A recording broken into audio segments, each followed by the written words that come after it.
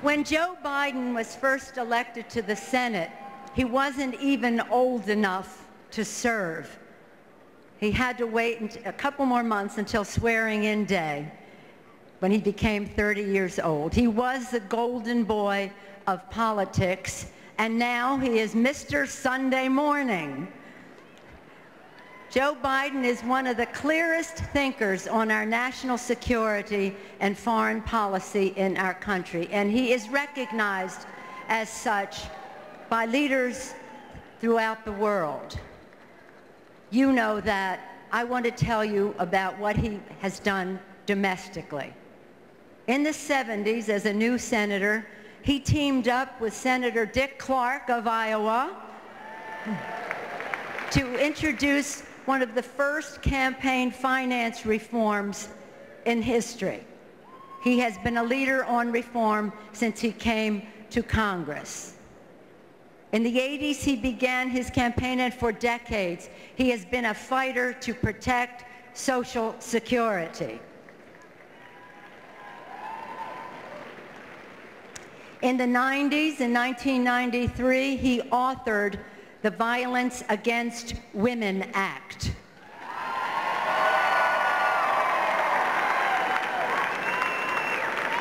A strong America at home, strong America respected throughout the world. Joe Biden has dedicated his life to those causes. I know that he's very proud that some Iraqi vets are here with him this evening. I want to acknowledge them and thank them for their service to our country. For what he has done at home, for the values that he projects about America to the world, Joe Biden has been a thoughtful advocate for ending the war in Iraq.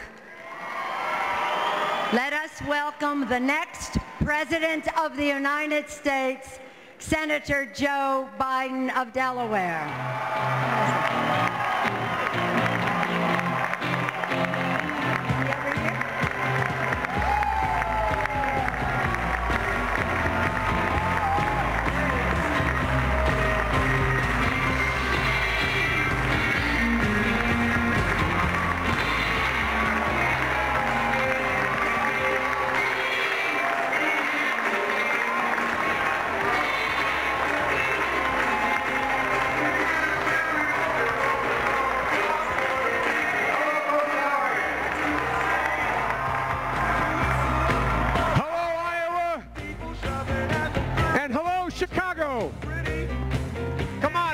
Humor.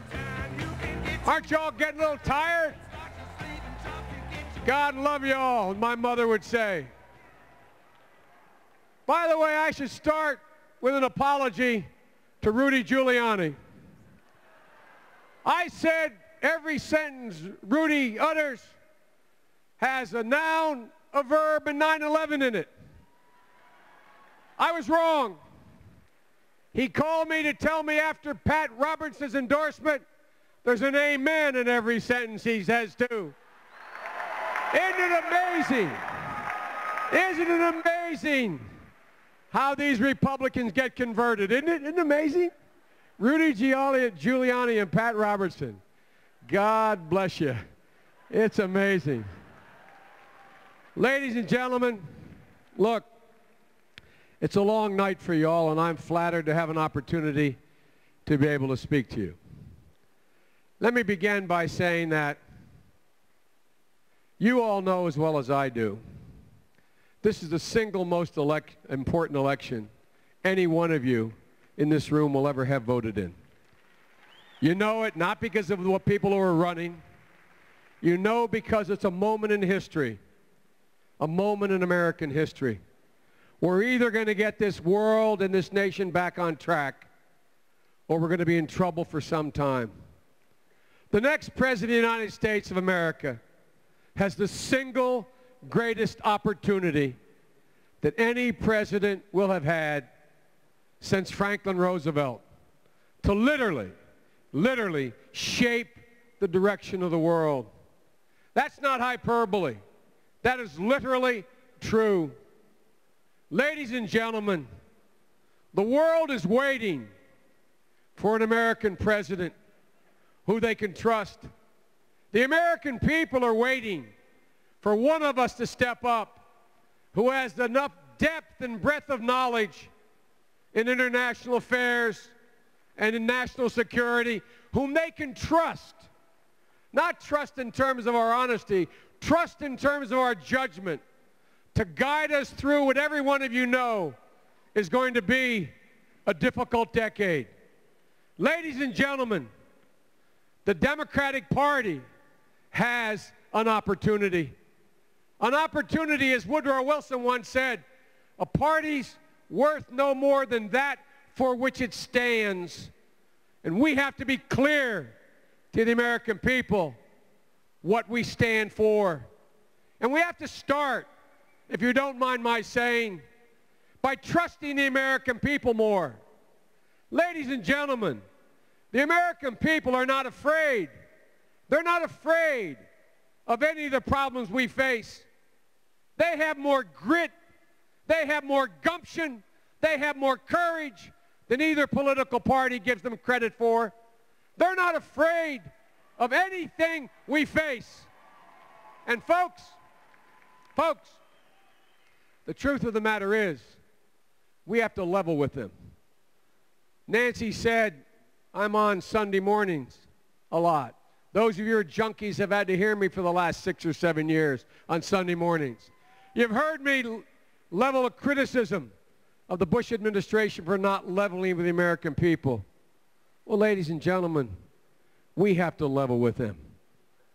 We cannot fail to tell them the truth. Ladies and gentlemen, if we order tomorrow every single solitary troop out of Iraq, it's going to take at least a year to get them out. And while they're coming out, they're going to be shot at. While they're coming out, there'll still be roadside bombs. And while they're coming out, as well as when we sent them in, we have a sacred obligation to protect them. Ladies and gentlemen, the American people know we have to fix Social Security. They know we can't grow our way to a solution. They know we're going to have to make some tough decisions. They're ready to make these decisions. They're ready to step up. We have to be ready to straightforwardly tell them what we're about to do. As I go around the country like other candidates, whether I'm in Oxford, Mississippi or Bangor, Maine, it doesn't matter. The one criticism our party gets from Democrats is we tend to be too timid. It's almost like we're afraid to tell the American people the unvarnished truth. Well, folks, they're waiting for the truth. And folks, there's not a single solitary problem out there that's going to be able to be solved with a 51% solution. We're going to have to establish a consensus on health care. We're going to have to establish a consensus on education. We're going to have to establish a consensus on global warming. And that's something I've spent my whole entire career doing. Taking complicated subjects, divisive subjects, whether it was the Violence Against Women Act or the Biden crime bill or Bosnia or Kosovo or what we're doing in Iraq, and trying to establish a consensus. Because, folks, you need more than 51% to solve these problems. And a lot of you wonder, and the press always asks me, why I keep talking about Iraq. Some of you in the press have said to me, are you basically a one-trick pony, Biden? Is that all you know anything about is Iraq? Well, let me tell you something.